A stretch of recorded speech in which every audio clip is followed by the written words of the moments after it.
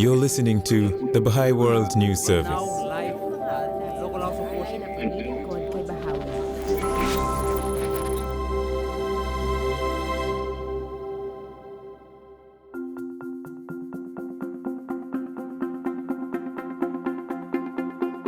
In this episode, we hear from Rochelle Bayani and Alessandro Benedetti of the Brussels office of the Bahá'í International Community, which in recent times has been hosting discussions where young people from diverse backgrounds explore prevalent issues, such as fostering societal harmony. The office has also been contributing to discussions at the European Union about the essential role of youth as protagonists in shaping societal progress, and the need for educational systems to help them in applying their knowledge to address the needs of their societies. From the Bahá'í World News Service, this is In Conversation, a collective exploration of the practical application of Bahá'í principles to the building of peaceful societies.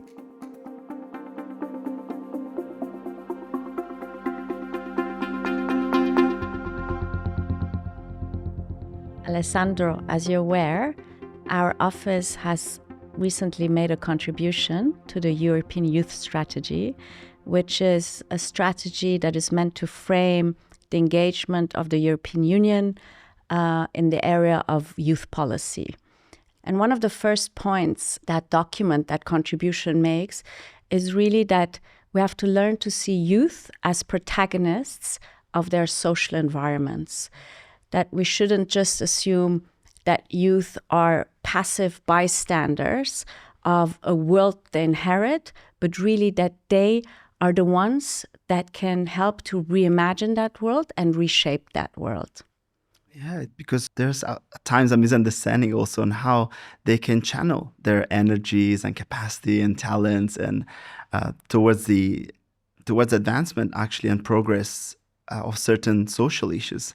But what I really feel that has been articulated in that statement is the youth are consulting on these important issues at the level of society, but at the same time they're looking at what can they do in a very practical way for the people that are around themselves, for their peers in the context of university or high school, for their siblings or those that are younger than themselves.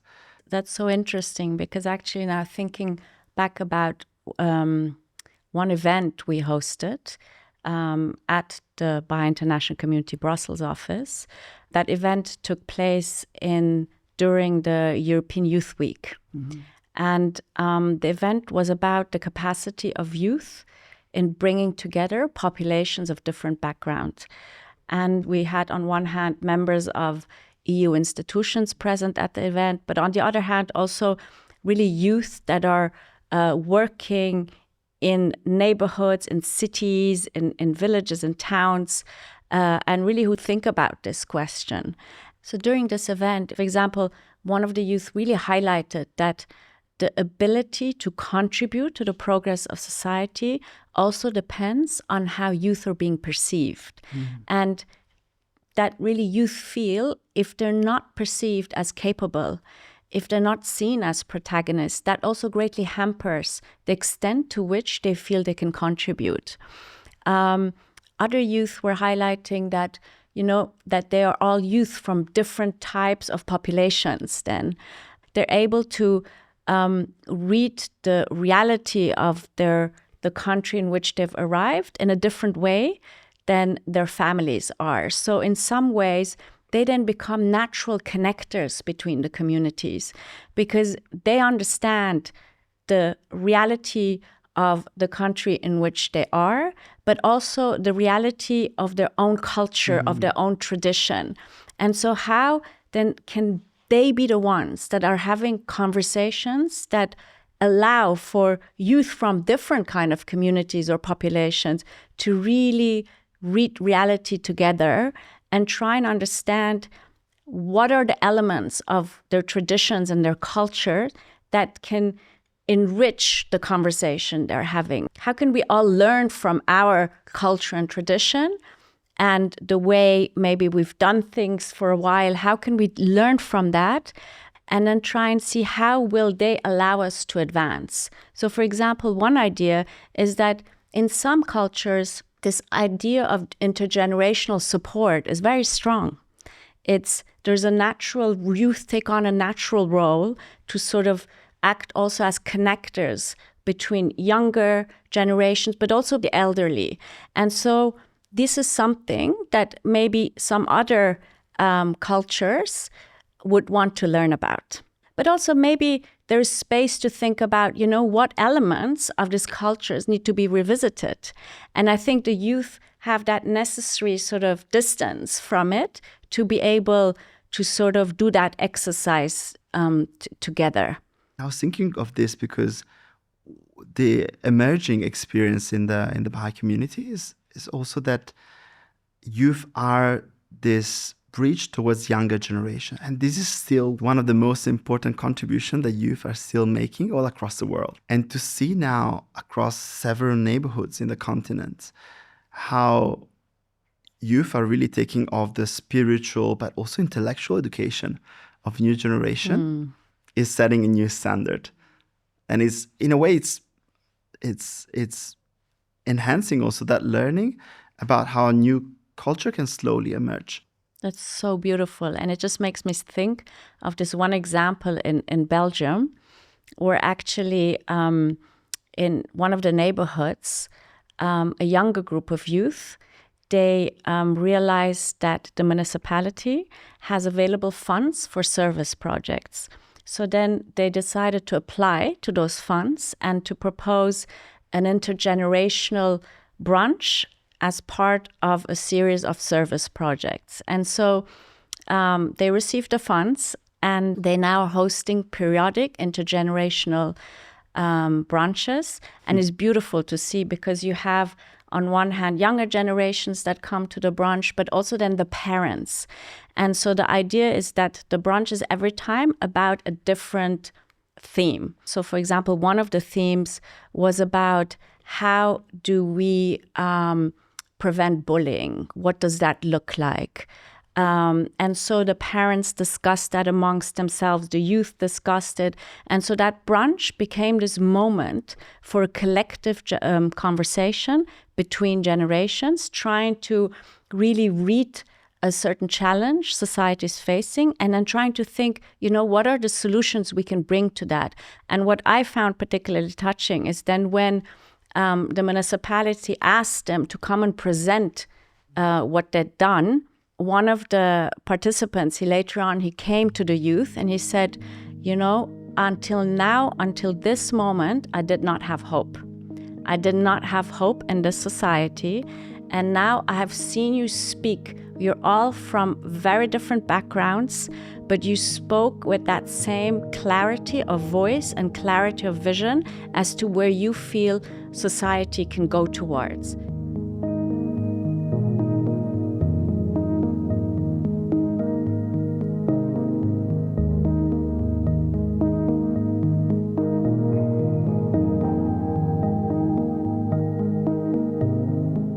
I was just thinking about the power of education. And I think there's two things at this stage when it comes to education and youth. One is, how can education really be shaped in a way that it allows youth to try and tap into the full range of their capacities towards the transformation of society.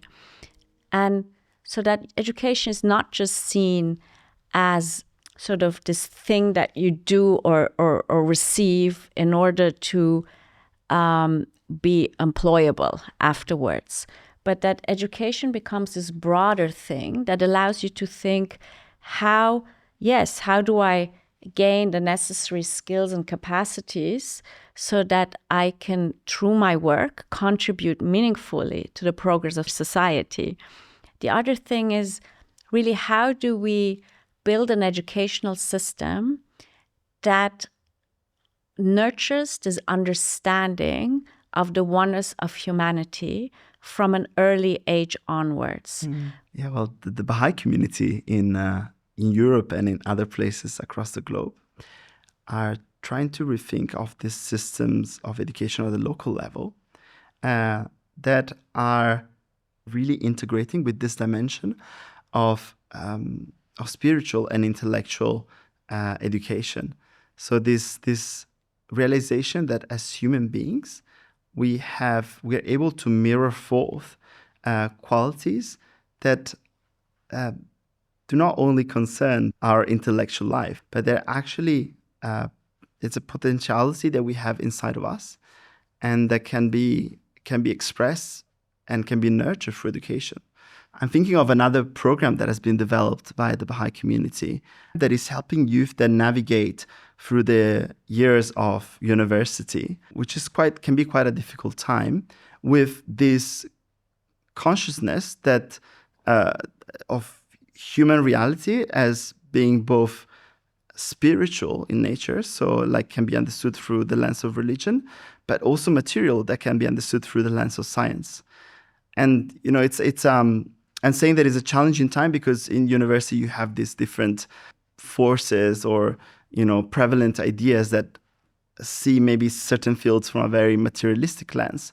So what does it look that we can integrate some of these spiritual principles in accordance also with science, and see how we can build really the capacity for youth in this age to also contribute to very broad fields such as economics or international relations, whatever the contribution that youth is giving to society.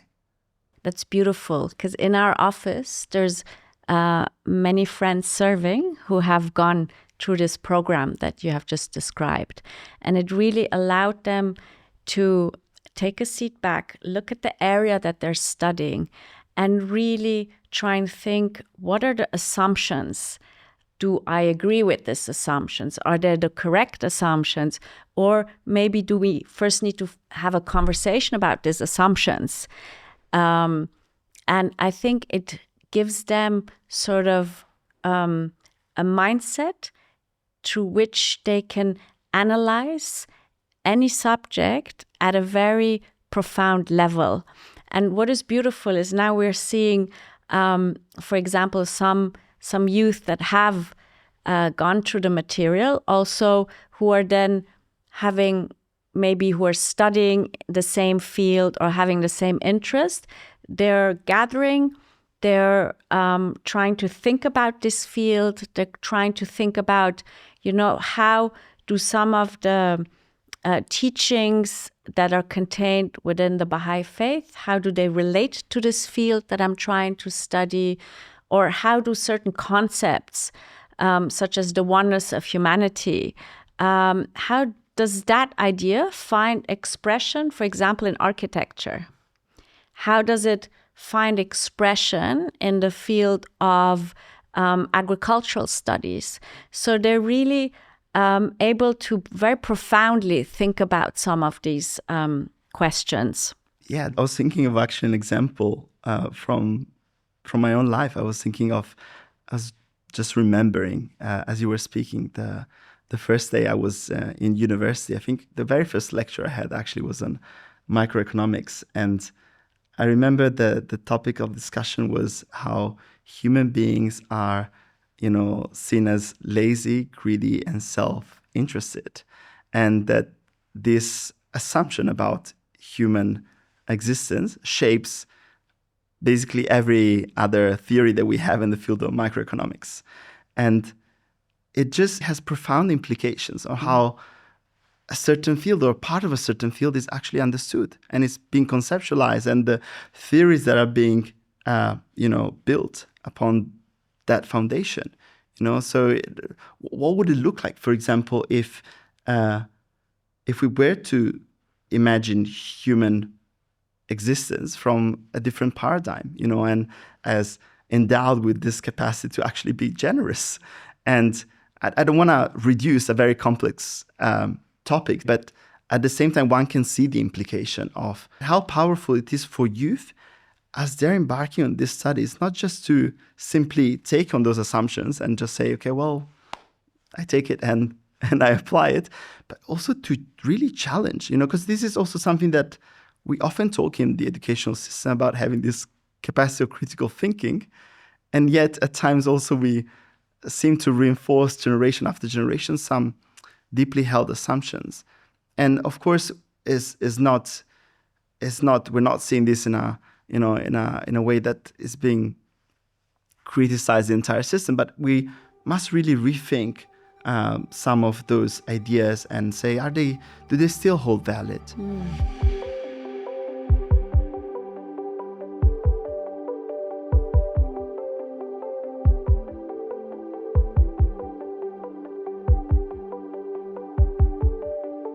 You know how we say youth have agency, but we also see that really everything in society is designed to take away agency from youth. We have a society that is pushing people towards consumption. We have a society that is pushing people towards passivity. Youth today are surrounded by multitudes of distractions that really make it very, very hard to keep agency. And I think we all have to be aware that to really tap into that agency, there's also effort needed. Because the other forces that surround the youth today are so strong that it's very easy to become distracted. And of course, the challenges humanity is facing are so overwhelming that we also suddenly find ourselves sort of paralyzed by that. But then if you're able to really sort of dismantle it to the most simple step that can be taken towards finding a solution, and you're able to discuss that with your peers, I think that in itself is a very empowering act. Yeah, you see that across many different generations. You see that there is that hope for the future. So I think it's a quite simple concept, but this idea of breaking it down in very simple steps, it's allowing individual to contribute towards much larger goals. And what a blessing it is also for the Bahá'í International Community to be able to tell these efforts and contextualize them in the globality of some of these issues. And so you're really able to weave in these experiences in what are some mighty issues that sometimes institutions, are struggling to address, and civil society or that the media is trying to also talk about in a different way.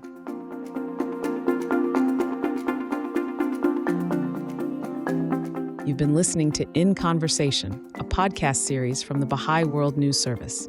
For more podcasts and stories, visit bwns.org.